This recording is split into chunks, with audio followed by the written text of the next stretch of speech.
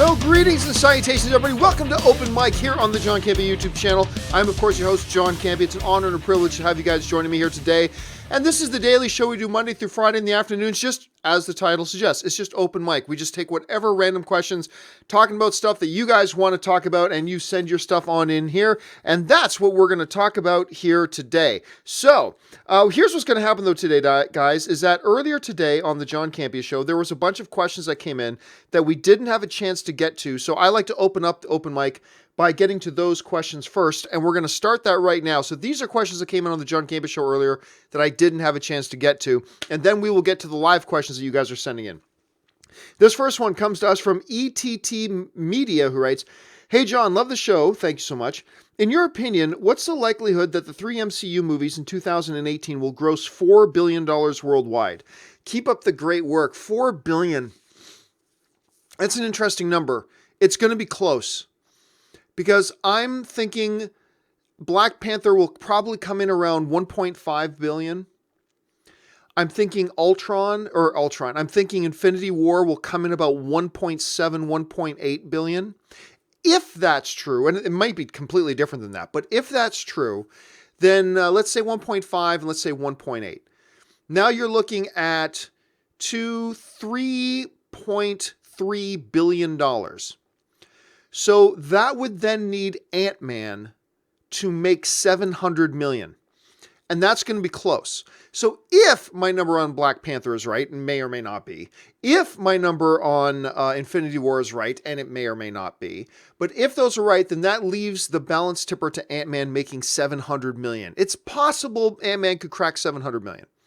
That's possible. So I'll say it's 50-50. I'll say it's 50-50 that the three movies combined make $4 billion. It's going to be tight, so let's just see how it plays out. All right, next one comes to us from James Welsh, who writes, "In the MCU Netflix shows, there's sex, bloody violence, and drugs, but not much swearing. No F-bombs or other really bad curse words. Why?" Probably because they don't need it. I mean, why? Like, look, here's the thing with the Netflix stuff. When they put in nudity, to enhance the narrative of what's happening in that scene. When they put in the bloody violence, it's about pushing what the feeling is they're going for and that stuff. Just dropping F-bombs for the sake of F-bombs, and there is swearing in the Netflix shows, but not a ton. I guess it's just because they don't feel like there's no point in it. What's the point of having swearing here? Swearing to me, there are occasions when it does, but swearing to me, it's only occasionally that it can actually have a real impact or actually do anything for your scene or for your movie. Quite often it's just gratuitous. It's just putting it there for the sake of putting it there. So I'm good with them having the amount of swearing that they do. I've never thought they needed more swearing. That will make their shows more cool. I've never felt that. So yeah, and let's not pretend like they never swear. Of course they do from time to time, but my guess is they just don't feel the need. They don't see that there's any reason to have the swearing, so they just don't do it. Just my opinion. Okay, let's see what's next. Jordan Bow writes, "Have you ever heard of Courageous Cat and Minute Mouse? It was a 1960s Batman spoof. I used to watch the cartoons as a kid on VHS. I got to be honest with you, man. I've never even heard of them. Never even heard of it, but thank you for bringing it up and putting it on our radar. Let me see, what's that again? Courageous Cat and Minute Mouse. Is that like a Tom and Jerry thing too? I don't know. I'll check it out on YouTube. I'll see if I can find anything on that on YouTube. Next thing comes to us from Anthony C. And Anthony C. writes, "Why do you think Fox is ramping up production on Marvel films? Is it because there is less risk involved since they are trying to sell the company?" Oh, that doesn't make any less risk. Them trying to sell the company does not lessen the risk at all. If anything, it actually increases the risk. With them looking to move the company. But honestly, I don't think it has anything to do with it. I think Fox started to go into overdrive on developing their Marvel properties following the huge success of Logan and Deadpool. Now, we haven't seen tons of stuff come out because they haven't been rushing it, and we're only hearing about things now. But remember, when we hear about things, not all the time, sometimes there are exceptions, but when we hear about things, quite often they've been gestating for like 7 or 8 months already by the time we hear about it. So don't forget that. Sometimes we find out about it closer to its incarnation, but many, many times when we hear so-and-so is developing this, it's actually probably been in process for 7, 8, 9, 10 months already. So I don't think it has anything to do with the potential sale of Disney, to be honest with you. I think they just realized we're having some great success here and let's keep going. And until this deal with Disney is finalized, which by the way, it may never be finalized, but once that, until that deal does theoretically become finalized, Fox just has to operate business as usual. But in the meantime, they are facing the same risks and the same, what would be the opposite of risks? I don't know. They're facing the same potential rewards and the same potential risks as they would be if there was no impending Marvel sale. So I don't think that has anything to do with it per se. Let's see. Haskell writes, "Hey John, good morning. NFL draft round ones last night. I didn't see it, to be honest with you. I did actually NFL draft round 1 last night. I saw Marvel making the move to avoid spoilers. Oh, talking about moving Infinity War into April instead to avoid spoilers. There's going to be surprises. Feige said all storylines wrapping up, and Infinity War prelude says Red Skull did get transported, not killed. I don't buy it. I'm hearing a lot of people saying they moved it so there won't be spoilers. I don't buy that at all. Every single movie that Marvel has ever put out has potential spoilers in it. Every movie, not just Marvel or DC that comes out, has spoilers in it. This whole notion of they moved it. I mean, look, it's cool if you believe it. That's great. I personally reject the notion Marvel did not move the release date to avoid spoilers. No, I don't believe that whatsoever. I don't think that has anything to do with it. Every movie they put out has big surprises. Thor Ragnarok had major things happen in that movie. Major things. But they didn't change the release date to avoid any spoilers. I don't think that's one of them, to be honest. I'm seeing a lot of people tweet it. So, I mean, look, I think there's probably more people on your side of this than on my side of this. But I don't think that's part of their operation. If so, it's completely inconsistent with the way they've always done things before. So no, I don't think they moved it to prevent any spoilers. Let's see. Adam K writes, "Is Infinity War still a summer movie if it opens in April?" Fair question. I mean, it doesn't really matter one way or the other, whether we call it a summer movie or not. That's just a label, really. But should we call it a summer movie? May is pushing it. May is pushing it to call that a summer movie. Opening in April, you know what? I probably won't refer to it as a summer movie. I have no problem if anybody else wants to refer to it as a summer movie. That's fine. But I think now that I think about it, I probably won't refer to Infinity War as a quote-unquote summer movie. I think you raised a good point there. Alex writes, "Why does Governor Price have a Grand Moff rank plaque? She was never granted this rank in Thrawn or in the show." I don't know that, I'm having to think about Governor Price's design. I don't have a picture of her up in front of me. What it might be the case is if you're just comparing it to what Grand Moff Tarkin wears. Remember, Grand Moff, before he was Grand Moff, Tarkin was also a governor, and he's still referred to in the Star Wars universe as Governor Tarkin. Yeah, he's Grand Moff, but he's still referred to as governor. A lot of people still call him governor. I'm wondering if that's a governor's plaque, therefore. Because Price did reach the level of governor. She is Governor Price. Tarkin was a governor. He's still referred to as governor, so I'm wondering about that. Again, I don't have comparison pictures. I can't even think about what the insignia looks like in my head right now. But that's my first reaction, is to think, oh, it's probably not a Grand Moff plaque. It's probably a governor plaque, denoting the rank of governor. That's just my guess, though. I could be way off on that for sure. Let's see. Luis Francisco writes, "A new hot toy for Infinity War. My wallet will suffer." No kidding. I am dreading seeing all the Infinity War hot toys because it's going to be kissing my money bye-bye time. And that's, Reggie Phoenix. Oh, no, sorry. Andrew Gifford writes, "I love the John Wick club scene. The atmosphere, fight choreography, and music is fantastic." Well, dude, I mean, that's one of the great things about the John Wick films, is that the choreography, the look of it, the integration of the visuals with the camera shooting, with the sound, and with the music and all that kind of stuff. It just makes for heart-pounding, incredible action. Club scene and others. Anything like his fight in John Wick 2 with Common that stretches from the streets and to a subway train and all over. I mean, into the Continental Club, out back outside of a Continental Club. I mean, just the way they orchestrate the whole things is just a thing of beauty. So I love that stuff too. Reggie Phoenix writes, are you more excited for Tarantino's Once Upon a Time in Hollywood or Scorsese's The Irishman? Far more excited for Once Upon a Time in Hollywood. I think Scorsese's the better director. They're both fantastic. I think Scorsese's the better director, but I have way too many apprehensions about The Irishman. I've got way too many red flags going on about The Irishman. I'm actually very nervous about it. I actually don't think it's going to be very good. Now, I'll take that guess, leave it at the door when I watch the movie, and then I'll just evaluate the movie. But I'm really afraid that The Irishman actually isn't even going to be all that good. So I've got high hopes, though, for Once Upon a Time in Hollywood. Ellen Gonzalez writes, hey, John, are you going to watch a marathon of the MCU movies when it's all over? Nah, probably not. I will definitely, over the years, I will watch all the MCU movies, but I'm not going to sit down and do a big MCU marathon. Nah, I don't see the benefit of it. And I've seen so many of the movies so many times already that I could probably recite half of it to you off of heart anyway. So no, I probably won't sit down and marathon them all when it's all done. Adam Griffin writes, Migdalia was great. Bring her back again soon. Yeah, that's a reference to the guest I had on the show today. Migdalia Melendez. She was wonderful, wasn't she? She was great. I really liked having her. And she and I have been emailing back and forth. I didn't know if she would like being on the show or not. I think she did. So yeah, well, you'll probably see her pop up again on the show for sure.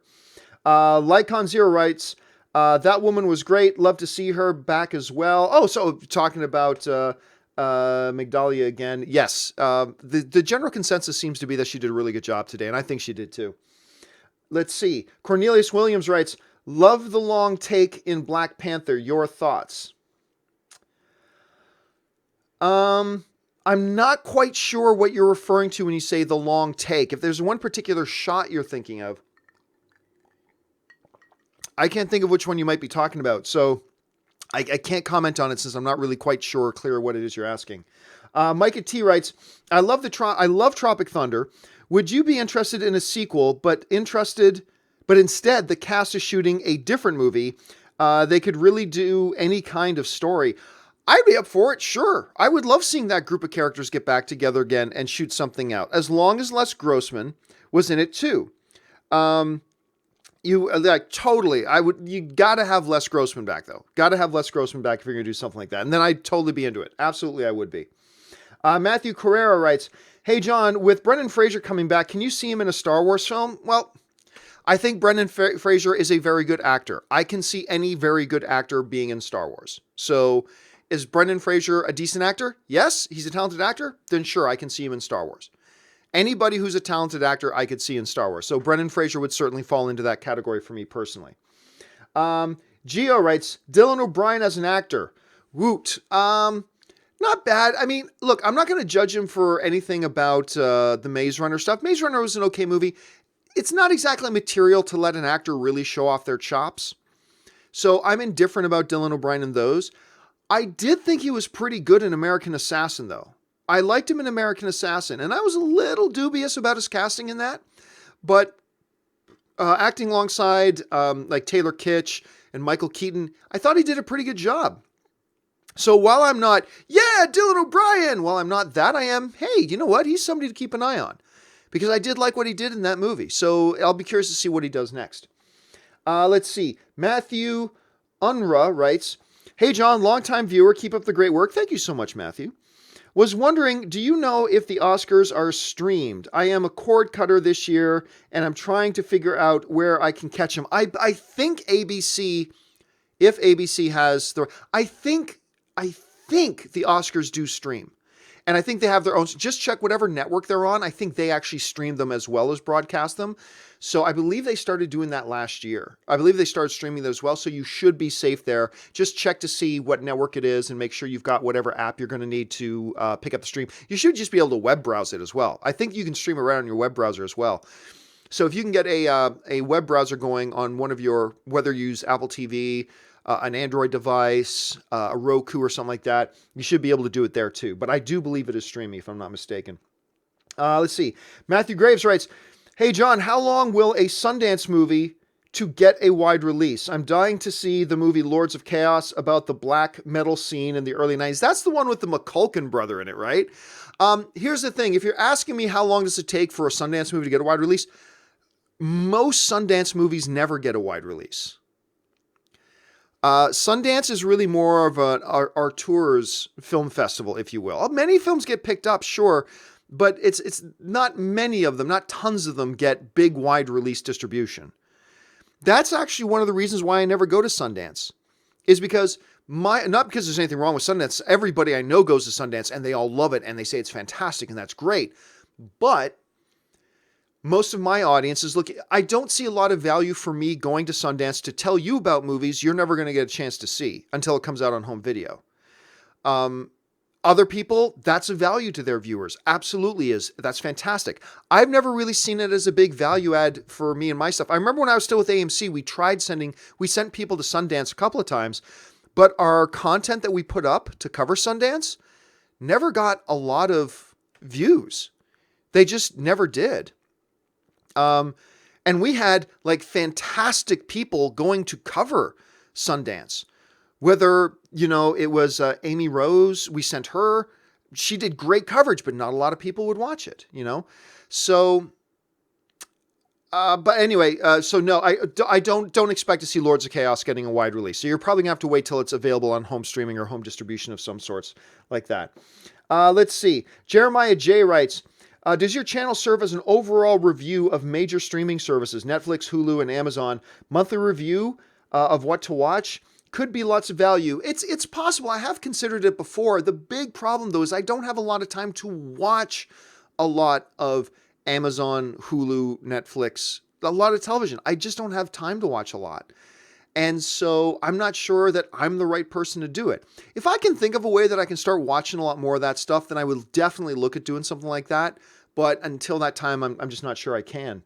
And Lycon0 writes, thanks for the passionate response to my question earlier. I love hearing how you explain your stance on things and relate it to other real world issues that shouldn't be tolerated. Keep it up. Well, thanks a lot for that, Lycon, and I appreciate that you sent in the question earlier too.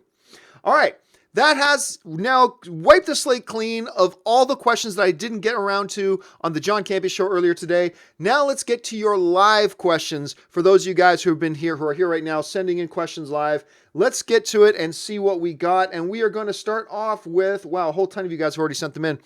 This first one comes to us from John Salvi, who writes, I know you mentioned playing D&D. I'm getting into the 5th edition. Would love if the upcoming movie comics or if the upcoming movie comes from the best-selling Forgotten Realms books. I don't think so. What I think you're going to see is them create their own story within the context of Dungeons and Dragons. But from what I understand, they're not looking at any one particular story. I don't think they're looking at Forgotten Realms or anything like that. I think what they're going to be doing is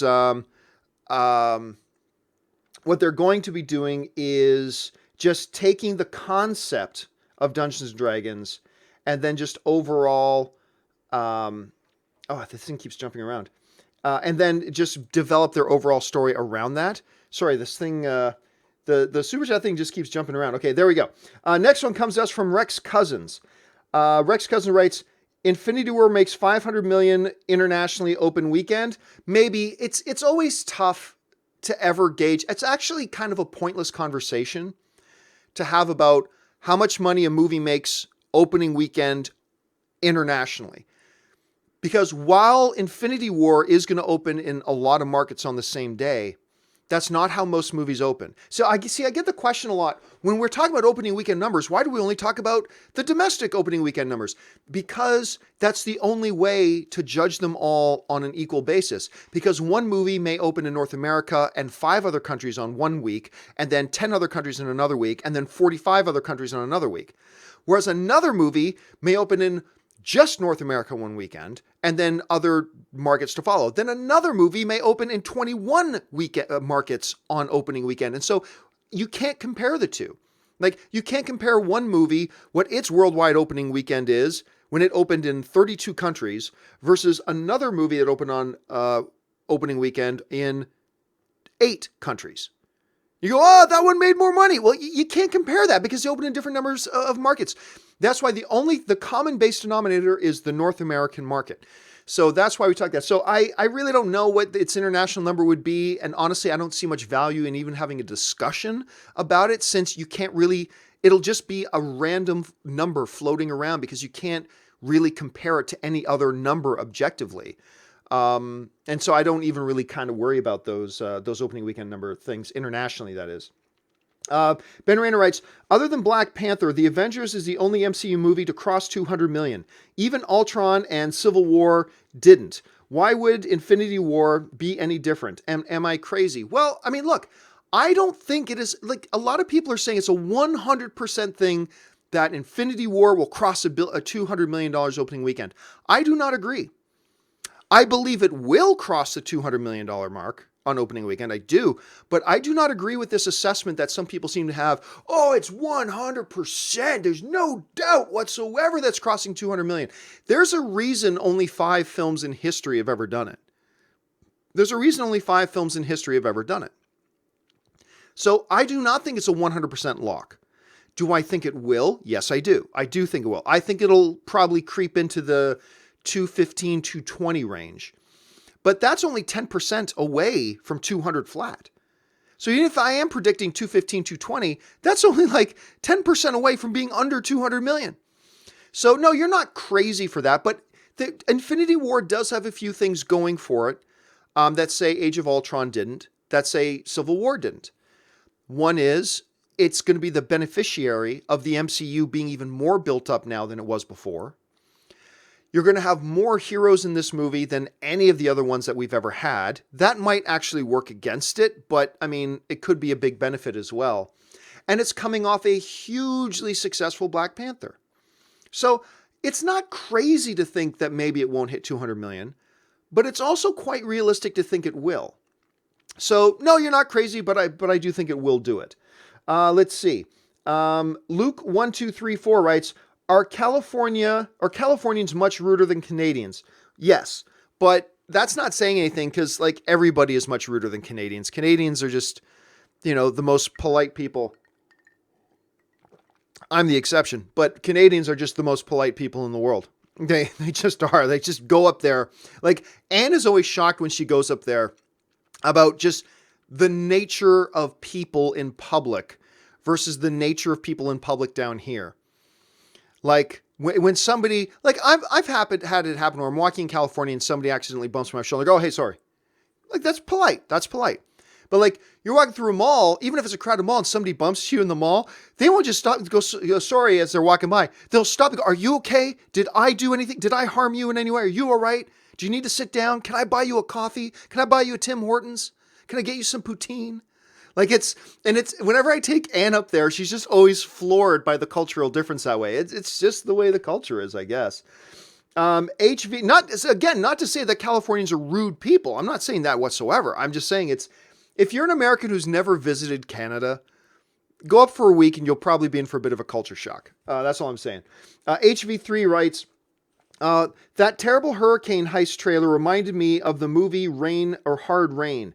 What is your favorite Christian Slater movie? Mine is Pump Up the Volume. Oh, favorite Christian Slater movie. Pump Up the Volume's a good one. I'd have to think about it. I know it's only a cameo, but that one Star Trek movie he was in, when he was like the first officer to Captain Sulu, a lot of people forget that little cameo he made. I'd have to think about that. I really would. I'd have to think about it. Devontae Brown writes, John, the first article about you came from BatmanNews.com, and maybe the Wrap was actually refuting that, but maybe a minor story doesn't need refuting. Well, here's the thing. Even the Batman News story didn't say Matthew Vaughn or Matt Reeves is leaving Batman. It didn't say it. The Wrap just made something up out of thin air saying, we can exclusively tell you Matt Reeves isn't leaving Batman. Nobody said Matt Reeves is leaving Batman. How are you writing a story with a big headline, exclusive, Matt Reeves not leaving Batman? Did anybody say he was? Is there some news organization that was saying he was? No. And again, the example I said, well, why don't you just put up a headline tomorrow saying exclusive, Eiffel Tower did not collapse in a fiery mess overnight in Paris. Did somebody say it did? No. No, we're just exclusively telling you though. So now even the Batman news story, all it said was that the Batman news stories actually just literally said what I said, which was I've heard some really disconcerting stuff, something that's going to worry a lot of DCU fans, just giving you guys a heads up. And that's all they said. I wish they didn't run that story, but they did. But at least they reported it accurately. And then the Wrap comes along and goes, exclusive, Matt Reeves not leaving. Nobody said he did. Batman News didn't say he was. Nobody else did. You just kind of pulled that out of your ass, polish it up and say, here. So anyway, it's just kind of confusing to me, the whole thing. N8V writes, Peter Dinklage as a Bond villain. Well, I mean, it depends on the character. It depends on what they write. The whole notion, I always have this discussion with people who bring this up. Hey, John, what would you think about this actor in this role that doesn't exist and we know nothing about? Well, then how would we have any idea and if it's a good role for them or not? So, I mean, sure, look, again, it'll come down to my standard thing. Is it a good actor? Yes, then sure, why not? So I'll apply that here. Is Peter Dinklage a good actor? Hell yeah, he's a good actor. Okay, then sure. Yeah, put him in a Star Wars movie. Put him as a Bond villain. That works for me. Aces. Giaxi Z writes, favorite Billy Wilder movie? Mine, Some Like It Hot. Oh.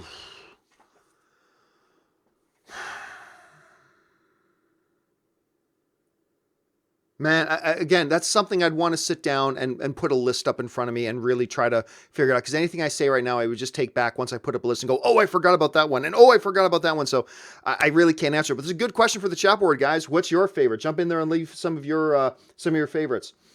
Joshua writes, where is BoJack Horseman on your binge list? Honestly, I took it off. I took it off my binge list. Only because I had it on my binge list, but then there's so many other shows that came out. Like I still haven't gotten around to Altered Carbon.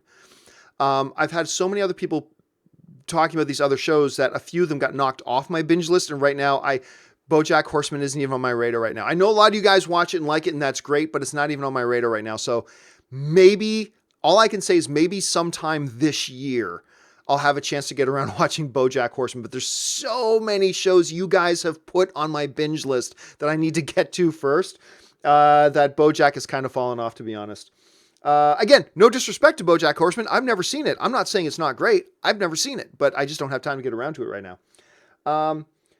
Twy Griff writes, you seem to love father and son films. Recommend favorites. Again, I would have to sit down and make a list, but you're right. I do love films, not always, because there are bad films that use these themes, but when films can effectively use themes of the relationships between fathers and sons, it does strike a chord with me. I'm a very lucky guy. I have somebody that I consider to be a great man, as my dad. I don't know that I've ever told him that. I mean, I told him I love him and all that many times, but I'm one of these people, and maybe some of you guys are lucky enough to do this too. I'm one of these people that I'm really lucky enough to consider that my dad is not just somebody I consider to be a great dad. My dad is somebody I consider to be a great man. I consider my dad a great man. And which makes the nature of my relationship with him, odd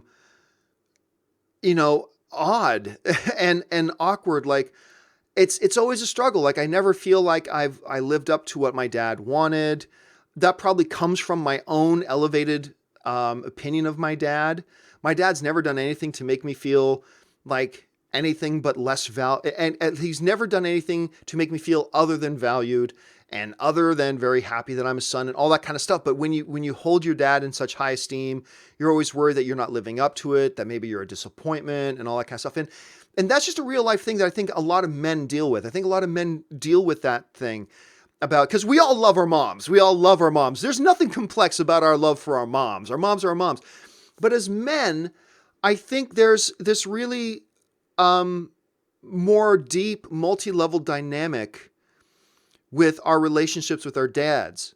And so when I see a movie that kind of delves into the complexities of father-son relationships, I really appreciate that, which is one of the reasons why I love the first Thor movie so much. Like, to me, the first Thor movie, the father-son relationship and dynamic between Loki and Odin, to me, resonated with me because I get where Loki's coming from. He's wrong and he's the bad guy and he's done terrible, all that kind of stuff, but I get where he's coming from, you know? And it's when themes like that can be used effectively in a movie, it is something that I really appreciate. Let's see. Next one comes to us from Kalis Menon, who writes, which historical figure would you like to see a movie made about? Would like to see a DJT movie, but in a more serious tone. Acronyms, guys. I have no idea who you're talking about when you say DJT. I have no idea. For me, historical figure that they haven't already made one about. Well, it's funny. Somebody brought one up the other day on the show, which is like just straight up George Washington. I don't think there's been a modern context, like a modern movie made about George Washington. I would be really fascinated to see that and see what kind of a take they would have on that. Let's see. Benny95 writes, thoughts on Altered Carbon? Well, as I just mentioned, I haven't seen Altered Carbon. One of my buddies whose opinions I really trust, though, he wasn't thrilled with it. I've heard some people online say that they're really thrilled with it. Some people going, eh. I'm hearing a lot of the same reaction that, what's the Western show on HBO? Why am I forgetting the name of the show? Where they're all androids, and I can't even remember now. But the same reaction that show's been getting from a lot of people. So, yeah, so there's that. Let's see. NAV writes, Dawn of the Dead is an underrated Zack Snyder film. I don't think it's underrated. To say that it's underrated means a lot of people don't like it or appreciate it. I find most people who have seen Dawn of the Dead quite appreciate it and like it. And whenever conversations about Zack Snyder come out, aside from the whole DCEU, I think most people, at least in the conversations I've had personally, maybe your experience has been different, but most of the conversations I've had with people recognize that as a pretty darn good movie. So I don't know if I would call it underrated. I don't know if I'd call it underrated just because of that. Eli the Creative writes, with the success of Black Panther, do you think studios will stop whitewashing Asian leads like Goku and other characters and make $1 billion? Look, here's the thing.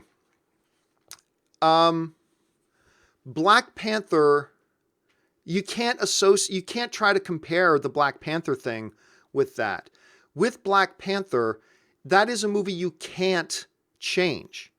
Like, I have no problem if they want to make the story of Akira, but instead say the story takes place in modern San Francisco, and then you want to use white and black and Hispanic and Asian actors in it as well. I got no problem with that. I'm okay with that, actually. Black Panther is something you can't do that with because it's the very foundation of what the story is. The very DNA of Akira is not that it's set in Asia. It's just the DNA of its story is different. The DNA of Black Panther is. But the one advantage that Black Panther has, and I'm just playing devil's advocate here, is that you can put big, major, recognizable stars in it too. You can put Michael B. Jordan. You can put Academy Award-winning actor Forrest Whitaker in it. You can put one of the most highly touted actors out there right now in Chadwick Boseman in it. You can put Angela Bassett, one of the most celebrated black actresses in the world. You can put her in the movie. You can put in big, major, recognizable stars. One of the problems with the idea of Asian films and doing films with Asian leads, and this goes back to a systemic problem in Hollywood, is that Hollywood has never given the opportunity to a lot of Asian leads to develop and become bigger name stars and bigger name actors. So look, I understand. I do. It's a problem.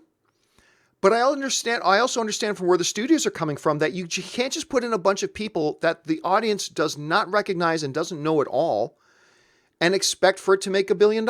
You just can't do it. And even when they do it with recognizable stars, it's not going to do. Like, I don't think Akira is going to do all that good in North America if it ever gets made. I just don't think it will. It is a tricky problem that is far more multi-layered than a lot of people like to think it is. And it's something that needs to start being addressed because we need more Asian representation in film. whether I live in Canada, in the US, whatever, I have lots of Asian neighbors that live around me. And yet I very rarely see that reflected in the movies I watch. So they got to start making some changes there. But again, at the same time, I understand the position that studio's in. You can't do a big budget film and populate it with actors that nobody recognizes and then expect it to do super well. So it is a problem. They need to start addressing it. But I believe it's a multi-layered problem. It's not just as simple as, oh, just make a movie with Asian leads and it'll make $1 billion. It's not that simple. Like, to me, it's just not that. That's an oversimplification of the problem, and it is a problem. Andres writes, John, what's with the rumor that the Fantastic Four being in the Avengers Infinity War? Can you clear this up? Save it. No, the Fantastic Four are not in Infinity War. They do not have the rights to it. They can't be in Infinity War. They're not in Infinity War. Let's see. Zach CZ writes, if you can bring back one deceased director to direct a comic book movie, which one would you choose? My choice would be Stanley Kubrick. I don't know that I want Kubrick doing a comic book film, to be honest with you. His style and sensibilities, he's one of the greatest of all time, but I don't think lend themselves to a comic book movie. So I wouldn't be really excited about that. I'll go back to another name I mentioned before, which is Hitchcock. I think his sensibilities and the type of crazy shit he would do in his movies, especially for the era, I think it would be wacky what he would come up with for a superhero movie. I think Alfred Hitchcock would have thrived in the superhero genre. I really do. I really think he would have. Let's see. Callias Menon writes, also, thoughts on the new canon info from The Last Jedi extended novel. My thing with the novel stuff, I really don't pay attention to it anymore. So I don't even know what the new novel extended stuff is. I have developed a real frustration with the novels, with the Star Wars novels, because of their canon, but they're not canon kind of approach. And they're canon, yet we're totally going to act contradictory to what they firmly established in the novels. So to be honest with you, I don't even know what it is we're talking about. I don't know about the information in the new extended edition of the novel version of the movie. I don't even follow that anymore. I'm just kind of over the novel stuff, to be honest. Orange Hand writes, are there any actors you thought were American-based or performance and was surprised to discover they weren't? Yes. And I think it's, the opposite of that is Chadwick Boseman. Chadwick Boseman has pulled off accents so perfectly that when I'm standing next to him in person and he's actually talking in a straight American accent, it kind of throws me off. Christian Bale was one. Like, he's got a thick accent, but you never know watching his movies. You would never know. So I think Christian Bale is the one that probably stands out to me the most as being that. Adit, I should write. Do you watch Impractical Jokers? No, my buddy Ryan does. Ryan, who lives with Ray. So whenever I'm over, visiting Ray, and I'm visiting Ryan too, Ryan watches Impractical Jokers like constantly. I swear to God, when I go over there, my buddy Ryan, he's just got Impractical Jokers on a loop of some sort, and he's always watching Impractical Jokers. But I've never seen, I've seen many episodes, but no, I don't myself sit down and watch the show personally. Dakota Barber writes, thoughts on A History of Violence? I thought somebody asked me that question the other day. Love The History of Violence? Yeah, because that's the one I mentioned. William Hurt was in A History of Violence. He got nominated for Academy Award. Yeah. So somebody asked me that question the other day.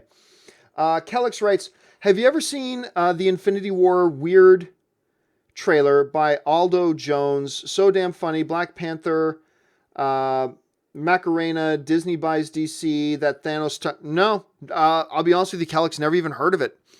Do me a favor. Can you email me, Kellix, at just john@thejohncampeashow.com? Email me and send me a link to it, and I will check it out. I will, because now I'm curious. You got me curious to see it. All right. Next up comes from Dalton, and Dalton writes, I know hindsight is 20/20, but when the MCU started 10 years ago, did you think it would be as successful as it has been? I'm so glad it took the risk and it paid off. No, I thought it would be successful. For sure, I thought it would be successful. Did I think it would be the single most dominant? Like, as far as genres go now, it transformed the genre into the single most dominant genre in the movie landscape. The comic book movie is the single most powerful genre in Hollywood now. And when they were starting the MCU, I remember I thought, oh yeah, it could be successful. I mean, everybody today will say, oh, I knew. No, you didn't. But I didn't expect it to be like the global powerhouse that it is now. Partially because I didn't know if the average movie-going audience, I didn't think they wouldn't, but I wasn't sure if the average movie-going audience would come on board with it. Like all these people who have never read comic books in their life would get on board with it. And that's what has made it the most powerful genre in the world, is that people who don't even read comics, actually the vast majority of the people who go to these movies now have never picked up a comic book in their life. And yet they're coming out and celebrating the movies. So that has been a big factor in this. So I knew it would be successful. I didn't think it would be, to be honest, I didn't think it would be that successful. I really didn't. Let's see. Jimmy writes, I took the plunge and got a movie pass card. You inspired me to get one. Like you said, shady company, but I'm going to use the card while I can. Yeah, that's kind of where I am right now. They are a shady as hell company to me. And a lot of people have been writing me saying, hey, John, did you see that interview with the CEO of MoviePass? Yes, it's just all that interview did to me was reaffirm my belief that is a really shady as fuck company. Just shady, shady, shady. But I love the service and I use the card. And I'm going to use the card as long as they're in business. I don't anticipate they're going to be in business for a long time. Like, I don't think they're going to go out of business in the next 5 months or anything like that, but I don't suspect that 2.5 years from now that MoviePass will still be a thing. They totally might be. They totally could be. I'm just saying, I'm not going to be surprised at all if 2.5 years from now, MoviePass disappears. If more, like we already saw Cinemark is starting to develop their own movie subscription club for their theaters. And I think if AMC does the same thing and Regal does the same thing, because what's the UK one, Cineworld? Cineworld has a plan that everybody in the UK is constantly messaging me saying, you guys got it terrible. And our Cineworld stuff is way better than your stuff. And Cineworld just bought Regal. So, some people might have missed that. Regal just got bought by Cineworld, if I'm not mistaken. So if Cineworld starts implementing their plan with Regal and then AMC develop their own thing, there just might not be room for MoviePass, and MoviePass may get bumped out. Plus, I don't think their plan is sustainable. And I still believe their whole business model is based on blackmailing the movie theaters into forcing them to do business with them when they never wanted to do business with them in the first place. But hell, it's $10 a month and I get to go to a movie a day. So I'm going to use the hell out of that card as long as I can. And, here's hoping that I'm totally wrong. Here's hoping that I am dead wrong about that they have a great plan, that they're able to succeed in such a way that's good for them, good for moviegoers, good for movie theaters, and good for the movie industry as a whole. I don't believe that's the case, but I hope it is. And if it is, here's hoping it's around for 10 more years. And I'm just going to, like you're saying, man, I'm just going to keep using it as long as they're in business and I can keep using it. Okay, next one comes from Ray.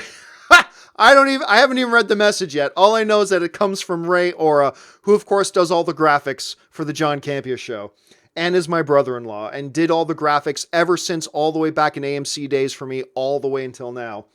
Here's what Ray says. When will you buy Ray the Hot Toy Hulkbuster? Talk to your sister, man. Talk to your sister. Maybe you can convince her to for us to put that on your birthday or your on your Christmas list, and we'll get that one. Jonathan has that, doesn't he? Doesn't Jonathan have is that the same one? The Hot Toy Hulkbuster? Is that the one you're talking about? The one that Jonathan has? That's a sweet hot toy. But what would probably happen, Ray, is I would probably buy it for you, and then I would just actually keep it and say, here's a gift card to Hot Topic. I don't know. We'll see. Ray Ora, ladies and gentlemen. Ray Ora. Okay, next one. Also my brother-in-law, in case you couldn't pick that up when I mentioned talk to your sister. ZOMG Ruler writes, I like the MCU and I like the DCEU equally. I don't get the DCEU hate. Well, I mean, I will admit, I think I like the MCU. I like the MCU a little bit more than the DCEU, but I have liked every single DCEU movie that comes out. I am a fan of the DCEU. Part of the reason I want the DCEU to reboot is because I'm a fan and I want to see them succeed. Apparently there are some people out there who don't want to see them succeed bad enough to want to insist that they reboot, but okay, whatever. But I'm a fan and I like them both. I can understand why people don't like some of the DCEU movies. I can understand why some people don't like some of the MCU movies. That's fine. But don't misconstrue the situation as it's, oh, there's only DC hate. There's tons of Marvel hate as well that comes from the DCEU fans and vice versa. And you're right, I don't get the culture. I don't understand why we can't just all be fans of comic book films and say certain ones work, certain ones don't. We don't say it doesn't work just because of the corporate label it wears, and we don't say it does work just because of the corporate label it wears. Like, I love the MCU, and I love what Marvel does. But Marvel's put out some crap. I mean, Inhumans, for heaven's sakes. Iron Man 2. Iron Fist. I mean, they do some crap. I've liked everything the DCU has done so far, but I can understand why a lot of people haven't liked their stuff. I just wish people could get rid of their blind obedience to a certain corporate label and just appreciate the genre and then evaluate each movie on its own merits. I just wish more people would do that, man. Let's see. Tiffany Hoffman writes, what is your favorite all-time horror movie? Mine is a Serbian film. Have you seen a Serbian film? What did you think of it? I have not seen it. My all-time favorite, my two all-time favorite horror movies, my number one all-time favorite horror movie is American Werewolf in London, not to be confused with American Werewolf in Paris, two different films. American Werewolf in London. And then my most favorite horror movie of the past 10, 15 years is The Descent. I really love The Descent, which is interesting today because the director of The Descent is directing the new Hellboy movie, which has me kind of excited. So, no, Tiffany, I haven't heard of that film, the one you're mentioning, but my all-time favorite is American Werewolf in London. My favorite of the past 15 years or so is The Descent. Let's see. Sam Drew writes, I tried Shawshank for the first time, didn't like the first 30 minutes, and didn't care to finish it. That's unfortunate, man. Like, to me, it is one of the single greatest films of all time, but that's a great example of all film is subjective. If it didn't work for you, it didn't work for you. That doesn't mean that I'm going to say there's something wrong with your movie taste. No, hey, it didn't work for you. That sucks. I wish it did because I love that film. I think it's one of the greatest cinematic achievements ever in history. It's one of the best ever. But it didn't work for you. Nothing wrong with that. That's the subjectivity of film. Thanks for sharing that, man. Michael Croson writes, watch Winter Soldier again, my favorite in the MCU. You? Oh, the first Avengers to me, the first Avengers is still the greatest comic book movie of all time. The first Avengers is my favorite MCU movie, and I believe it's the greatest comic book movie of all time. Civil War is, I would also put Civil War above Winter Soldier. I love Winter Soldier. Love that movie. But I would probably put Civil War in front of it too. So I would say that Captain America Winter Soldier is probably, I think it's safe to say it's probably my third favorite MCU film. Probably my third. Yeah, I'll go number 3. That's me. But I got a number of my friends who put Winter Soldier as their number 1 as well. So you are in good company. Let's see.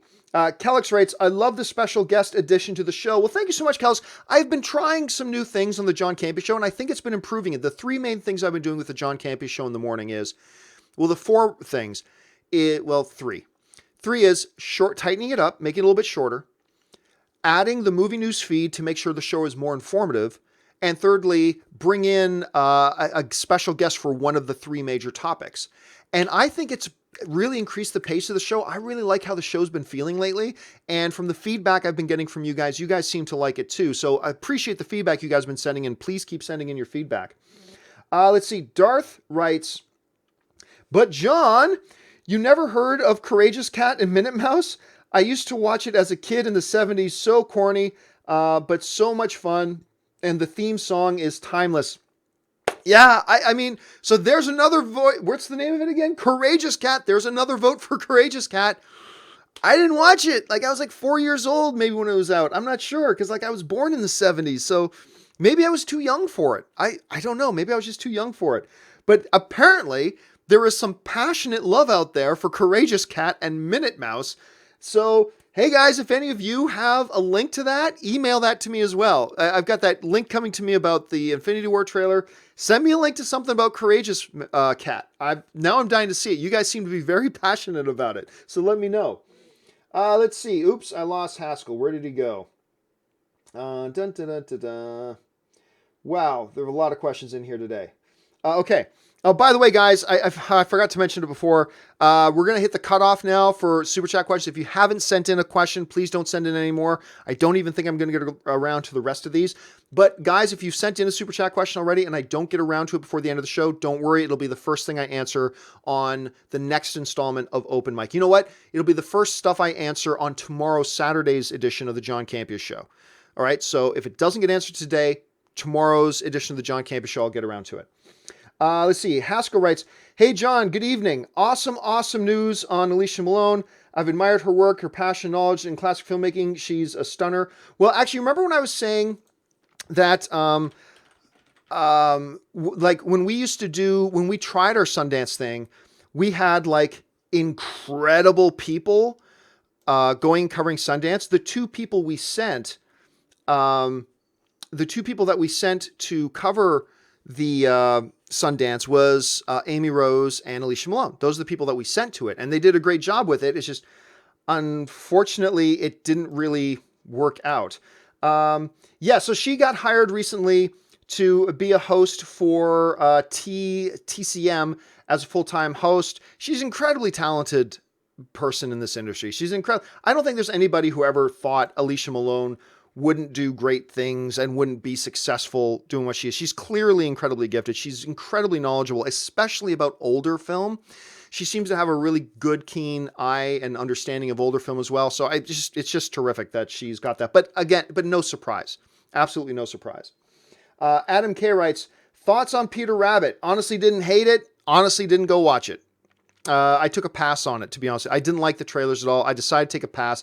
I didn't really think me putting up a Peter Rabbit review would be all that interesting to most of my viewers, so I didn't watch it. So I don't have an opinion about it, to be honest." Dennis Deplean writes, "Hey, John from Brussels, long time not see. I was wondering if a publisher made an Altered Carbon tabletop RPG, would you play it either as a GM or player?" Again, I haven't watched Altered Carbon, so I can't comment on that. I have no idea. I normally end up GMing the games that I play, so maybe that, but since I don't know the show, I have no concept of it. Manuel Fernandez writes, 2 questions. What are Nicolas Cage's best performances and the best Nick Cage?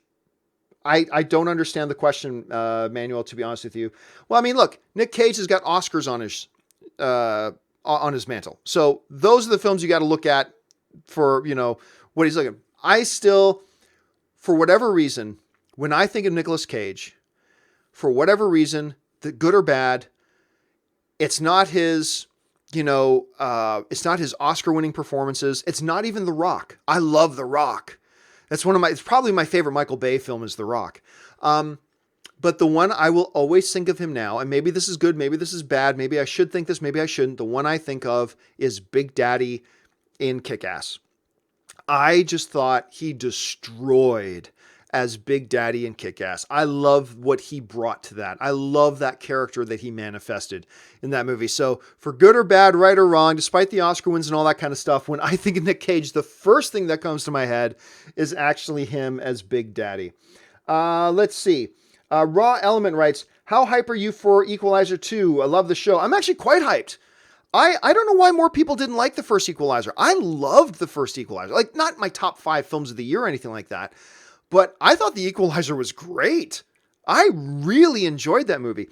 And it was great because I got to have Antoine Fuqua, the director, in my studio. I got to sit down and talk to him too. And I got to talk to him a little bit about the film and all that stuff. It was a great experience. I really liked that movie. So I'm very excited for part 2. Kellix writes, "Will we ever get a Once Upon a Time in Canada?" You do. It's called hockey. Just watch a hockey game. That's Once Upon a Time in Canada. That's basically it right there, Kellix. Andres writes, "What happened to Jack Nicholson?" I think he just decided to slow down. I know he had health issues. But then in general, I think he just made the decision to slow down. And how much, they didn't make much of it public, so I don't know. But how much of that decision to slow down had anything to do with health issues or not, I don't know, because they kept a lot of that private. But I think he started to slow down. I think it partially would have been because of certain health issues he was having. But again, I'm not a biographer on Jack Nicholson, so I can't say for certain. That's just kind of some of the stuff that I've heard. Trevor Johnson writes, I like the idea of Wally on Legends. Wally West, who is Kid Flash, has joined the Legends of Tomorrow. It seems like a good fit, and I love how the show is becoming even more of a toy box of characters and ideas. My favorite CW show, plus Jay's back on Flash next week. Yeah, I mean, Wally West was a character that was never... It's a good character, but they never really figured out a way to have him fit in with their overall thing on the Flash show. They just never figured out a way to make that fit. And that show was getting way overpopulated with speedsters, because you had Flash, Kid Flash, Jesse Quick. You had then it seemed like every other villain was a speedster as well. It's like everybody's a speedster. And just as a character, Wally didn't really have a place there. I think he could find a place. Obviously, I need to see more, but I think he could find a place on Legends of Tomorrow. I'm still not thrilled with Legends of Tomorrow. Because really now, when you sit back to this team that becomes Legends, really, because half of the team is now different than it was when the show just started 2 seasons ago. So I think they've had a lot of bumps, and I still don't love the show. I still watch it. Every once in a while, they knock an episode out of the park. Sometimes they don't. The jury's still out for me with Legends of Tomorrow, which after getting into your 3rd season, the jury shouldn't be out. You should know whether you love the show or not, but it's always mediocre to me. So anyway, I'm glad you like it, though. I'm glad you like it more than I do, apparently. Manuel Fernandez writes, which action movie do you think is really underrated? For me, Die Hard 4 is actually really enjoyable, and I don't think it deserves the hate. Well, that's a great example of underrated, Manuel, because that is a movie that most people don't like. You do, therefore you think it is underrated. That's a great example of that. What is an action film that I think is underrated? I don't know. I mean, I'm going to go back to some of my tried and true runs. Megaforce is one that I think is massively underrated. I think Armageddon is underrated. I love Armageddon. It's another Michael Bay film I like. I love Armageddon. I don't care if you hate me for that. I love Armageddon. But again, I would have to sit down and make a list to figure out, which films would I consider underrated or not. So I can't really give a definitive answer to that. Chris Warden writes, hey, John, my girlfriend just had a sudden death in the family, but watching your show is really helping her take her mind off things. Thanks again. Oh, I'm so sorry to hear that, Chris. Anne's dad passed away just over a year ago. And, we still deal with that. And then probably Anne's lifelong best friend just lost her dad about a month ago. And it's always horrible and it's terrible. And you guys know that, back in June, I lost my best friend from childhood. I'm not going to get choked up right now. I lost my best friend from childhood. It's a terrible thing, but one of the great things about movies and the movie fan community is we can be there to just put a smile on each other's faces. And movies can be there to teleport us into a different world for 2 hours. And then the fan community can be there to just talk about all this stuff and just give us something to smile about and enjoy. It doesn't fix the pain. It doesn't fix the troubles that we're dealing with. But it's amazing what just getting a breather from that stuff can do to help you deal with it. And that's one of the great things I love about the film fan community and why I love being a part of it. So thank you for sharing that, Chris. And condolences to your girlfriend for sure. Luis Francisco writes, do you think Infinity War will end with a big cliffhanger? No. I don't think Kevin Feige is really into that. I think the movie will have a definitive ending. And then something that keeps the door very much open that leads kind of maybe like an Empire Strikes Back, right? It wasn't so much a cliffhanger. The movie had a definitive end, right?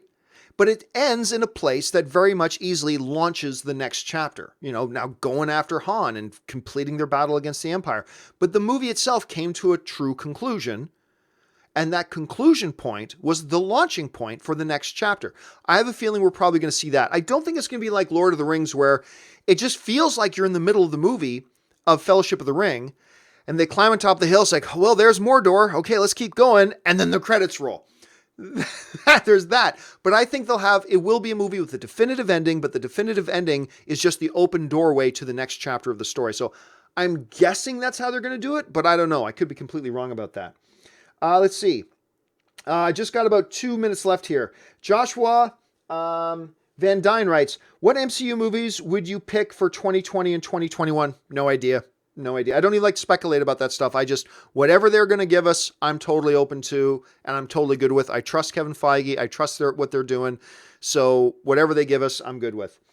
Let's see. Trevor Johnson writes, the father-son dynamic is why I love Man of Steel so much. Exactly. That was one of my favorite things in Man of Steel too, man.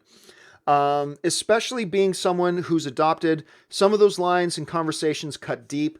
I still think a lot of people got upset with the line, but I still think one of the most brilliant lines, and one that shakes me every time I hear it, because there's such a real honesty to it, is when young Clark says to his dad, to Pa Kent, he says, what am I supposed to do, just let him die? And Kevin Costner pauses for a minute. Maybe. And there were a lot of people like, Pa Kent's a good guy. He wouldn't say that. You're damn right he would. If he was being honest and real and thinking about the lives of other kids versus protecting my son, maybe. I love that line. I love that line so much. That one word line, maybe, said so much about his love for his adopted son, how much he believes in his son, how much he wants to protect his son. And yet he said maybe. He didn't say, yes, let them die. He said maybe, because he's a good man. He doesn't want those kids to die either. And the line, maybe, one word that set everything. And I think highlighted what that character of Jonathan Kent was. And one of the many reasons I think Man of Steel is an underrated masterpiece of the comic book genre, and why it's in my top 10 all-time favorite comic book films. I love that movie. And that scene, maybe. I get, like, I don't know, you guys can't see it, but I've got bumps on my arms right now, and the hair on my arms is standing up just thinking about that scene, man. It gives me chills. Let's see. And the last question I will take today, and then don't worry, guys, all the rest I'll get to them tomorrow on the John Campea Show, comes to us from Geeky Reviews, who writes, hey, John, big fan. I finished wrapping filming on my first film, Suicidal. It took 2.5 months to shoot and have a lot of editing to get through. Plus, snow and ice was hard to get through. Yeah, man. Well, I'm surprised you did 2.5 months shoot. Usually I know for my first movie, I scheduled, and we got that down. We did my first movie in 12 days. We did the shoot on my first movie in 12 days because, like, every day you shoot is more expensive, more complex, more things can go wrong, blah, blah, blah. But you did a 2.5 month shoot. Good on you. And yeah, it's a huge journey. It's a huge experience, but I'm really happy for you that you got to have it. It was one of the best experiences I've ever had, was shooting my own film. It was a tremendous learning experience for me. Gave me a much deeper appreciation for filmmakers and what they do. So as I sit here and talk about movies, I can have at least a little bit of a deeper appreciation for the people behind making the movies and what they go through, because I put myself through it at the same time. Not on the same scale by any stretch of the imagination, but that was one of the reasons I made my own movie, was to give myself a deeper appreciation, to respect more the real people who do that. And good on you. I'm glad you had that experience.